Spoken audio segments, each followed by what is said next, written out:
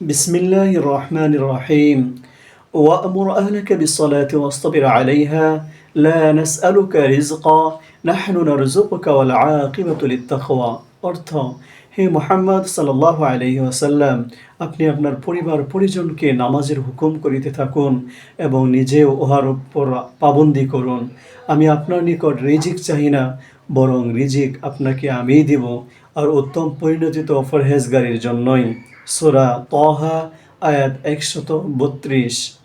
বিভিন্ন রেওয়ায়েতে বর্ণিত হইয়াছে যে নবী করিম সাল্লাল্লাহু আলাইহি ওয়াসাল্লামের যখন কাহারও রুজির অভাব দূর করিবার চিন্তা হইত, তখন তাহাকে নামাজের তাকিদ করিতেন এবং উপরোক্ত আয়াত তেলাওয়াত করিয়া এই কথা বুঝাইতেন যে রিজিকের প্রশস্ততার ওয়াদা গুরুত্ব সহকারে নামাজ আদায়ের উপর নির্ভর করে। উলামায়ে কেরাম লিখিয়াছেন, উক্ত আয়াত শরীফে নামাজের হুকুম করার সাথে নিজেও যেন নামাজের পাবন্দি করে, ইহার হুকুম এই জন্য দেওয়া হইয়াছে যে ইহাতে উপকার বেশি হয়। তবলিগের সাথে সাথে অন্যদেরকে যে জিনিসের হুকুম করা হয়, নিজে উহার উপর আমল করিলে অধিক কার্যকারী হয় এবং অন্যদেরকেও আমলের প্রতি যত্নবান হওয়ার কারণ হয়।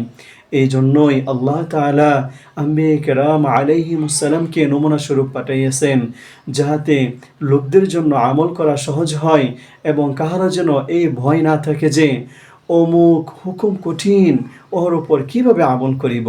অতঃপর উক্ত আয়াতে রিজিকের ওয়াদা করার কারণ এই যে সময় মতো নামাজ আদায় করিতে গেলে অনেক সময় রুজি রোজগার, বিশেষত ব্যবসা ও চাকরির ক্ষতি হয় বলিয়া মনে হয়। এই জন্য সাথে সাথে সন্দেহ দূর করিয়া দিলেন যে ইহা আমার জিম্মায়। এইসব ওয়াদা দুনিয়াবী বিষয়সমূহের ব্যাপারে করা হইয়াছে। অতঃপর আখিরাতের ব্যাপারে আয়াতের শেষাংশে সাধারণ নিয়ম ও স্পষ্ট বিষয় হিসাবে বলিয়া দিয়েছেন যে আখিরাতের সুফল ও পুরস্কার তো একমাত্র পরহেজগার ব্যক্তিদের জন্যই, ইহাতে অন্য কাহারও অংশই নাই।